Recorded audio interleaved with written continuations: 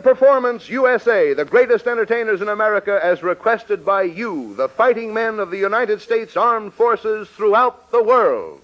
Command Performance! Presented this week and every week till it's over there.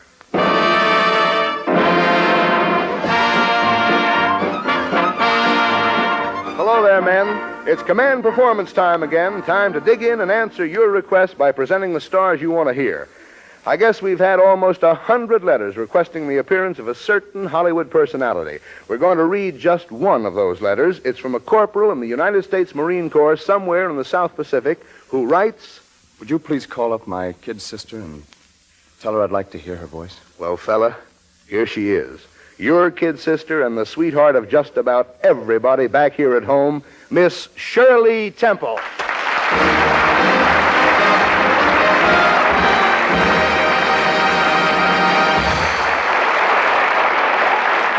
Thank you, Mr. Paul Douglas, and a great big hello to my brother Sonny and all the other fighting nephews of Uncle Sam.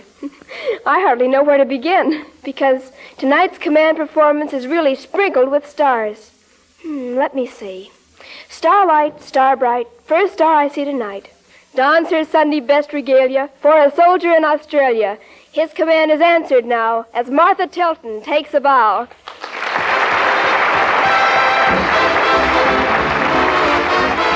Mother dear, when you go, mail this letter to Joe for me.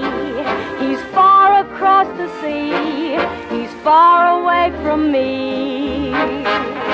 I hope that he remembers how to say no. And this is what I wrote, my precious Joe. Listen here, Joseph, don't sit under the apple tree with anyone else but me. Anyone else but me. Anyone else but me. No, no, no, don't sit under the apple tree with anyone else but me till you come marching home. Don't go walking down Lover's Lane with anyone else but me. Anyone else but me. Anyone else but me. No, no, no, don't go walking down Lover's Lane with anyone else but me till you come marching home. I just got word from a gal who heard from a gal in Waikiki. The fella she met just loves to pet, and it fits you to a T. So don't sit under the apple tree with anyone else but me till you come marching home. The boys around town have got me down. They won't stop bothering me while you're busy slapping Japs. I'm busy slapping chaps. So don't forget that the girl you left behind has priority when you come marching home. You're on your own where there is no phone, and I can't keep tab on you. Be fair to me, and I'll guarantee there is one thing that I'll do. I won't sit under the apple tree with anyone else but you till you come marching home.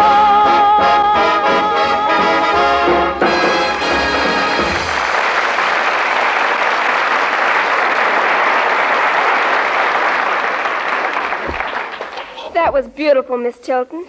Each week, you know, Command Performance presents a famous person from the world of sports. Mr. Douglas? Yeah? You know a lot about things like that. Would you do a girl a favor, please, and introduce our next guest? Well, surely. Now, men, I guess nobody knows better than you do just how much fight there is in a Filipino. And I want you to meet a man from the Philippines who's been an outstanding credit to his people and to the boxing profession. The former middleweight champion of all the world, Seferino Garcia.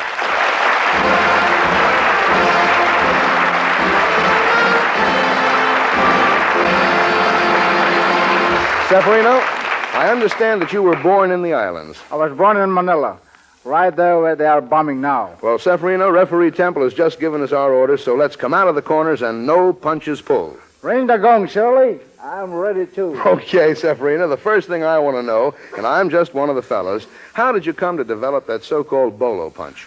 What do you mean, Paul, so cold? Well, tell me more about it. You can only see one of those bolo knives in person. Well, don't demonstrate. Just tell me. That's all right with me. How did you really start? When you were a boy? Well, as a boy, when I used to cut sugar cane, Yeah? I used a bolo knife. And when I started to fight, I developed that swing. That's what they call the bolo punch. And that's what won you the middleweight championship of the world. That's right, Paul. Well, Severino, you've been fighting professionally for 18 years. You met a lot of fine boys. I'd like you to tell me just who gave you the toughest fight of your life. Well, Paul, exactly 3 guys that I can tell you and I can remember in my fighting career. Yeah. The most scientific boxer, Barney Rose. The hardest puncher, Fred Apostoli. And the last one, I can tell you, has a lot of stamina, none other than Henry Armstrong, a great fighter. Well, Severino, I saw you knock out Apostoli for the middleweight title. What punch did you catch him with? None other than the bolo punch. Well, Severino, that bolo punch you learned as a boy in the Philippines will never die. And as soon as we can get some guns over there to back up those bolo knives, we'll drive the Japs right back in the water. And now, Severino, before you go, I know you want to say something to all the people in your country. Yes, Paul, if you please. Go ahead. Lumabang kayo, aking mga kababayan. Tayo ay mananalo. Ang mga sundalong Amerikano ay darating diyan sa inyo upang kayo'y tulungan. Tandaan ninyo na tayo'y magtatagumpay. Well, now, so that all the boys will understand, Severino, suppose you translate that message into English. My countrymen, keep fighting. We will win. More help is coming. We are behind you 100%. Thank you, Severino. Once a champion, always a champion.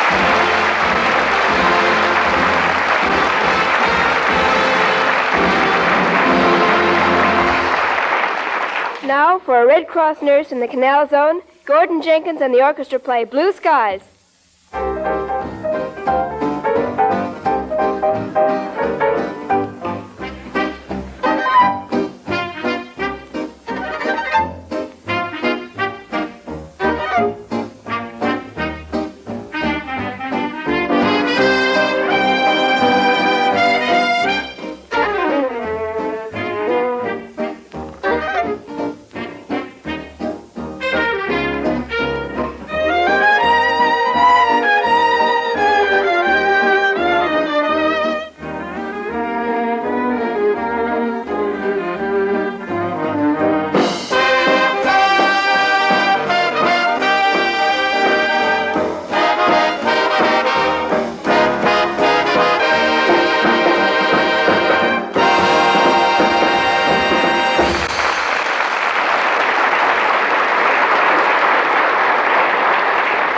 Now, here's a letter from way up north in Iceland, signed by Lieutenant M.A.G. Dear Command Performance, I'm very proud to be a pilot in the best Air Force in the world. I'm also pretty proud of a little bundle of mischief back home in Georgia. You know, she'd be right here beside me for a moment if you'd put on that famous star with the same nickname as my kid. And I do mean Baby Snooks. Your wish is our command, Lieutenant. Here she is, Miss Fanny Bryce in her famous characterization of Baby Snooks with Hanley, Daddy Stafford, and Mr. Frank Nelson. You'll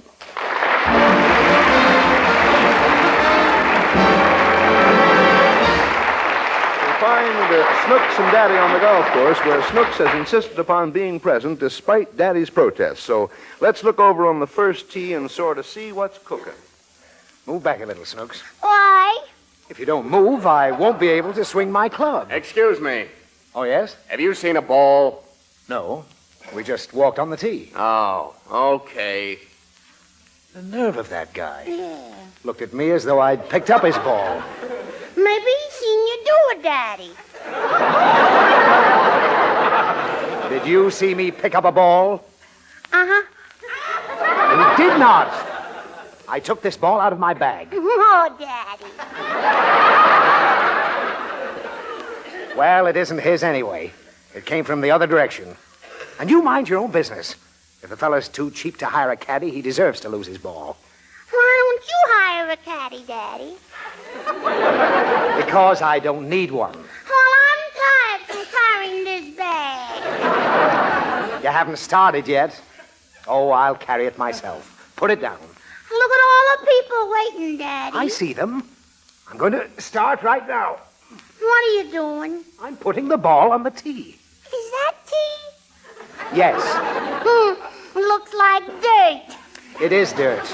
This tea isn't the same as the tea you drink. Why? Because one is a beverage and the other is ground. This tea is ground. I thought coffee was ground. Coffee is ground. But this is a different tea and a different ground. Does that answer your question? I didn't ask you nothing. Well, don't. Hurry up and hit the ball. I haven't got all day, brother. Take your time, brother. Is he your brother, Daddy? No, he's not my brother. I wouldn't have him for a second cousin. Never mind those wisecracks, fella. Just drive off and keep moving. Okay. Broken down public courses.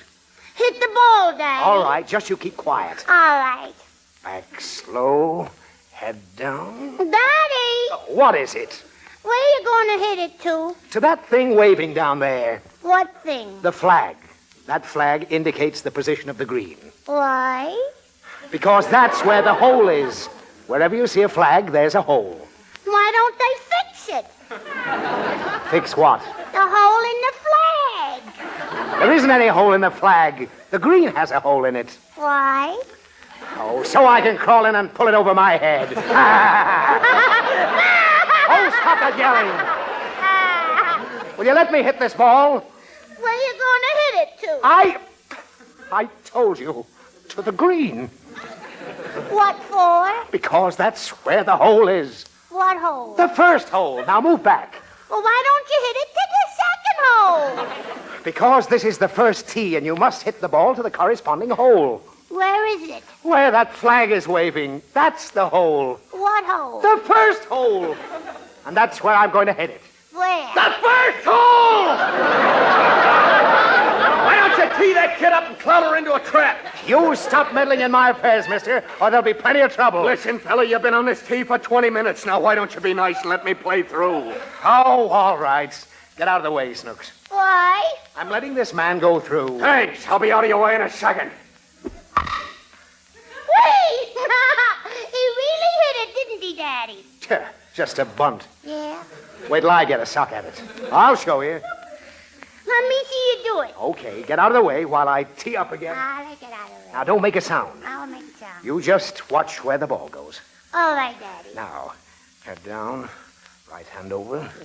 Bring the club back slowly. Daddy! Oh, what is it now? Why don't you hit the ball? That's what I'm trying to do. Will you hit it good? Good enough to qualify for the Open, I guess. I'll probably shoot a par. Whose par you going to shoot, Daddy? I said par, not par. The object of the game is to shoot par. Why don't you shoot Ma? Don't give me ideas. Huh? Nothing. Will you let me hit this ball? I didn't do nothing. Well, don't utter a sound now. Here I go. Knees relaxed. Left shoulder down. Eye on the ball. You missed it, Daddy. Tough course. Look out. Head down, eye on the ball. Daddy! Now what is it? That man in the sandpit just missed the ball, too. That's fine. You know what he said? No, what did he say? Shall I leave out the bad word? Yes. Then he didn't say nothing. Watch me and keep quiet. Eye on the ball, firm grip. Right hand over. Come back slowly. Back slowly. Well, go ahead and talk if you're going to. I'm going to talk, Daddy. Fine. Now, eye on the ball. Did you hit it, Daddy? And how? Carried 30 yards, straight as an arrow. Except it's a little out of bounds. Is that good? Oh, not bad. Come on, I don't want to lose that ball. Let me hit one, Daddy. In a minute. Let me find my ball. I want to hit it. I'll hear it. Holy smoke. Nobody but a professional could make this shot to the green. I want to try it. All right, you little smart aleck. I'll bet you won't even move the ball an inch. I'll take this glove. Which way shall I hit it? You see that flag on the green? Yeah. Aim for that. Now keep your head down and your eye on the ball. Don't tell me. I want to do it all by myself. Now go ahead. Stand back. Well, I'll be... What a shot! Dead to the pin. No good? Why, it's a miracle. Come on, let's see how close it is. Oh, boy. Snooks, look at this ball. 4 inches from the cup. What do I have to do now, Daddy? Make it go in that little hole. Well, what are you yelling about? Why didn't you tell me when we was back there? Oh, come on, we're going home.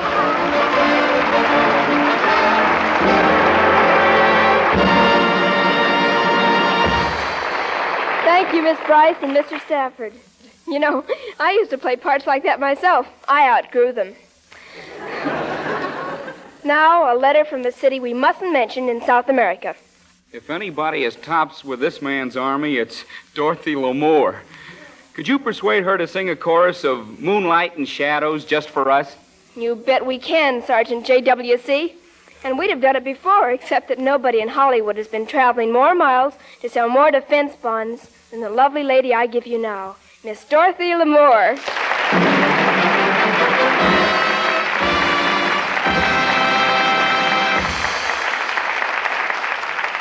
Thank you, Shirley. And hello there, Sergeant. I'm very happy to be here to answer your command. After all, you are in America's armed forces, the only army that we here at home will ever take orders from. Here is your song, and with it my deepest respect for the greatest fighting men in the world.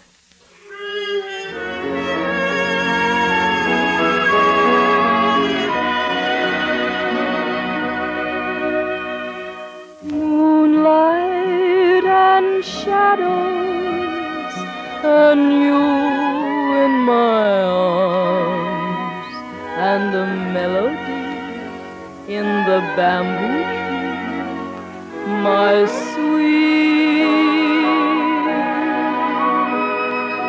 Even in shadows, I feel no alarms while you hold me tight in the jungle night, my sweet. Close to my heart, you always will be. Never, never, never to part from me.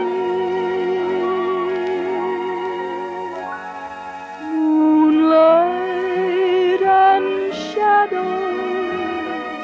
and you in my arms. I belong to you. You belong to me, my sweet.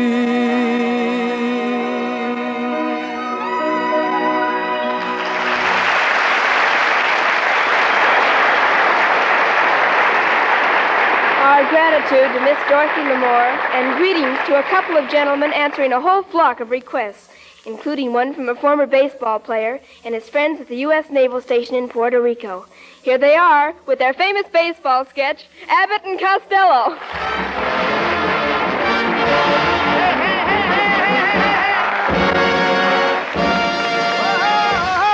All right, Hey, all Abbott. right. Shh, Hey, don't- Abbott. No, what's the Look matter? at my new baseball suit. Oh, boy, oh, boy. All right, now don't get Are you the excited. manager of this baseball team? Yes. Well, now that I'm down here for spring training, I would like to know some of the guys' names on the team, so when I meet them on the street or in the ballpark, I'll be able to say, hello. Well, naturally, I'll introduce you to the boys, and a regular bunch of boys we have. But you know, strange as it may seem, they give these ball players nowadays very peculiar names. Funny names. Strange names, nicknames, pet names. Well, tell me the fellow's name. Well, now, let's see. We have on the bags, we have who's on first, what's on second, I don't know's on third. That's what I want to find out. I'm saying who's on first, what's on second, I don't know's on third. Are you the manager? Yes. You know the guys' names? I should. Well, who's on first? Yes. I mean the fellow's name. Who? The guy on first. Who? The first baseman. Who? The guy on first. Who is on first? Oh, what are you asking me for?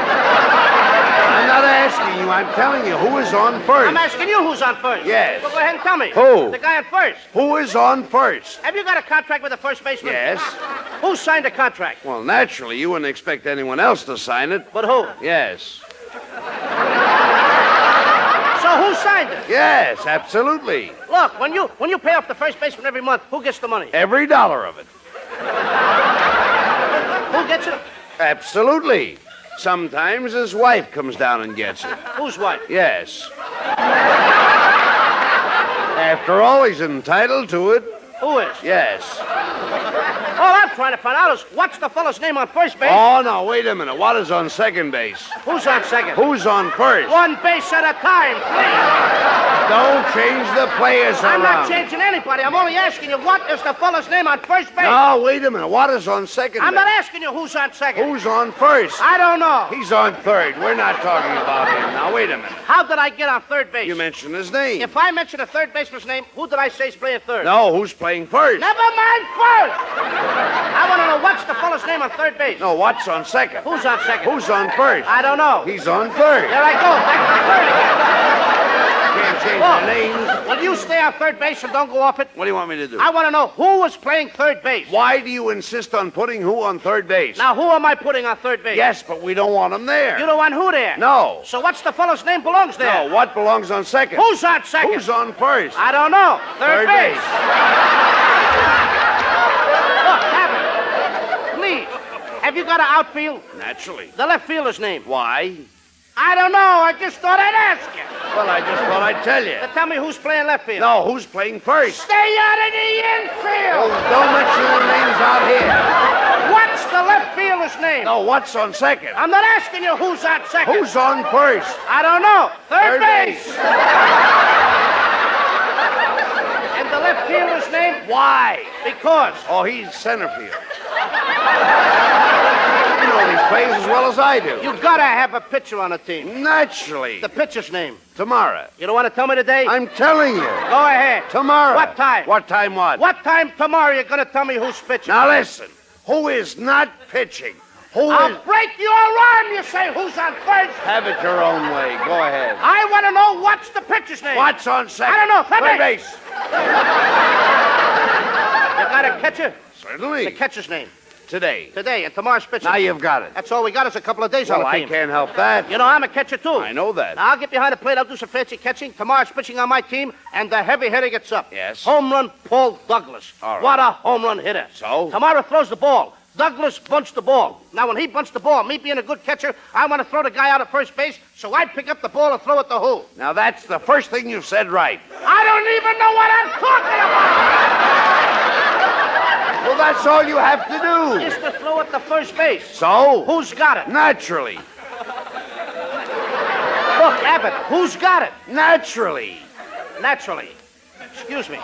I pick up the ball. I throw it to naturally. No, He picks wait a up- minute. You throw the ball to first base. Then who gets it? Naturally. That's it. So I pick up the ball and I throw it to naturally. No, wait a I minute. throw the ball to who? Naturally. Now you ask me. You throw the ball to who? Naturally. That's Same as you! Look, now I throw the ball to who? Whoever it is drops the ball so the guy runs to second. Who picks up the ball and throws it to what? What throws to, I don't know. Throws it back to tomorrow. Triple play. Yes. Another guy gets up and it's a long fly ball to because. Why? I don't know. He's on third and I don't give a darn. What was that? I said, I don't give a darn. Oh, that's our shortstop. Oh, that's silly.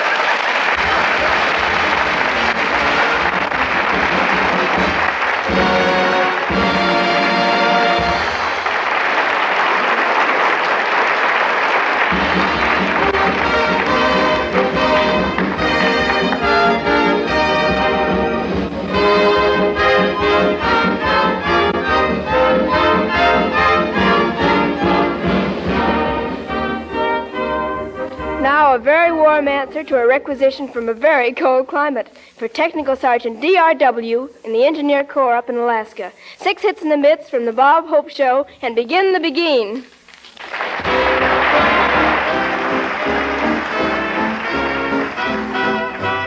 When they begin the begin, it brings back a sound of music so tender. It brings back a night of tropical splendor. It brings back a memory evergreen. Under the stars, hear that heavenly rhythm. And being with you seems too good to be true, dear. and even the palms seem to be swaying. Each time that I hear the begin, to live it again is past all endeavor, except when that tune clutches my heart, and there we are swearing to love forever and promising never, never more to part. I'm so happy. Moments divine, now who wouldn't be happy? So when you begin, don't you stop, just keep right on playing. And now when I hear people curse the chance that was wasted, I know what to blame, it's the beginning. So don't let them begin the beginning. Let the love that was once a fire remain an ember. Let it sleep like a dead desire I only remember. When they begin the beginning. Oh yes, let them begin the beginning. Make them play till the stars that were there before return not love you.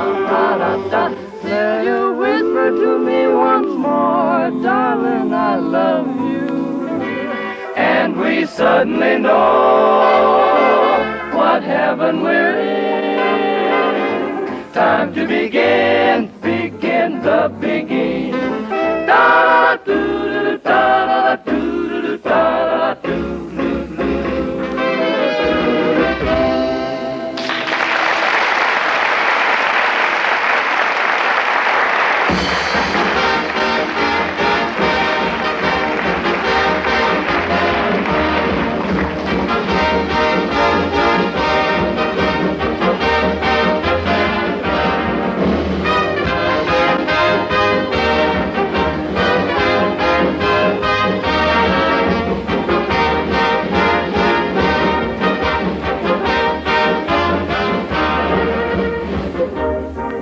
Well, big brothers, that just about fills up the package for tonight. A package of love, wrapped in devotion and sealed with a kiss. In your letters, many of you say, Command Performance is your thrill of the week. To us who appear here, it's the thrill of a lifetime. Keep writing to us, won't you? And when you think of us here at home, think of hands across the sea. And remember that behind those hands are lots and lots of arms. Arms of iron and steel. And we'll keep 'em rolling off the assembly lines until you've made the last of our enemies kneel down and say uncle to Uncle Sam. This is Shirley Temple saying good night and God bless you.